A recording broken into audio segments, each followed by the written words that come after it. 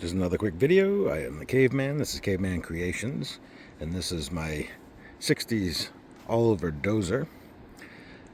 Painted up the hitch and replaced this pin. They had one of these through there, so I was able to get that out. I had filmed it, but apparently lost the footage someplace or deleted it by accident. But got the pins back where they were originally meant to be, and the actual pin to hold in the lift arm. While I had the plow off, I noticed that they had welded this plate in here in the front, two of them. It's like a 1/4 inch by 5 inch and 55 inches long.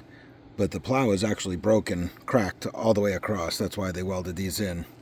And seeing that it's got these big dents on the end there, and same thing on this side over here, I'm just going to go and rebuild the whole plow. So that's going to be a winter project though.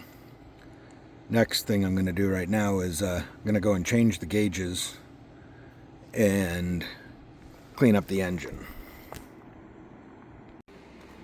Alright, taking off the hood. There's screws everywhere. Some are missing. There's a couple down here. Supposed to be 3 of them. There were only 2. Luckily I went and bought all brand new screws and washers to put on here. I'm going to take off the muffler. I'm guessing this is just sitting on a pipe, and he's got it got those pipe fitting clamps on it. He's got a couple of them connected to each other to hold it on. I think I might change that and just get 2 big ones that'll fit the whole thing instead of this kind of setup here. But let's get the hood off and see what it looks like. And it is what I expected. It's just a pipe that they welded on here to the exhaust. Kind of bubblegummy there. Maybe it was brazed, but I don't see any leaks or anything, so leave it as it is. Yeah, see, it's got cobwebs, and down here it's full of leaves and everything. That's all got to get cleaned out. Clean all this oil and grease off. Take a little scrubbing, but doesn't matter, it's got to be done. Might replace the spark plug lines with new ones and spark plugs. Might as well just do that too. Go and paint the top of this and maybe the back here, we'll see. But just go and clean it all up. Yeah, so that's what the engine compartment looks like without the hood on it. I'll be back when I get this cleaned up a bit.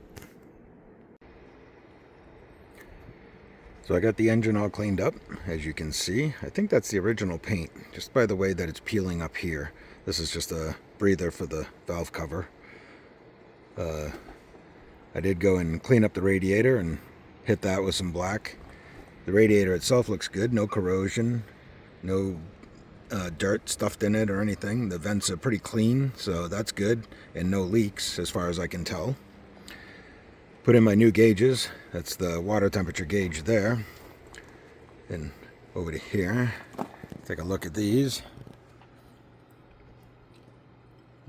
See, those look so much better now. And as far as I can tell, they work as they should. This is the intake for the carburetor. This wasn't hooked up, so when I put the filter on, it wasn't really filtering any air because this was down here. So I got to make sure that this hooks up, even if I have to add an extension to it or something, because it seems pretty stiff, and I don't know if I can get it back into place or not, but we'll see. But the engine, yeah, came out really good. Let's take a walk around.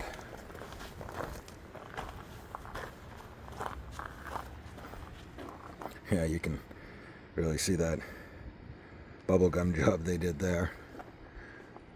But you can see I can read the serial numbers now. This was just in the video prior to this, you could see all the dirt that was in there. So that's going to help it out run a lot cooler. So that's where I am now.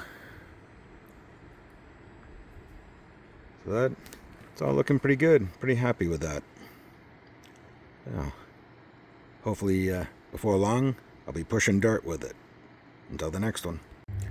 I was able to hook that hose up. It actually wasn't too bad. Just reach underneath the dash here and Put it in, and it's good to go. Gotta touch up my black again there, get a little overspray on it. So that's all set. And the new screws. Still have to put in a couple here, but the holes don't line up exactly. So I may have to figure out, and that's a solid piece there. Good. 2 of them up here. This one didn't have a nut on the back side of it. Had the same issue over here. There's no nuts on the back side, so I may have to go and weld on a couple if I want to. I mean, it's not really a big deal, but it just holds this plate and keeps things from rattling around. I did get them all in on this side, so that's good. So that should make it a lot better. So now it really is. Till the next one.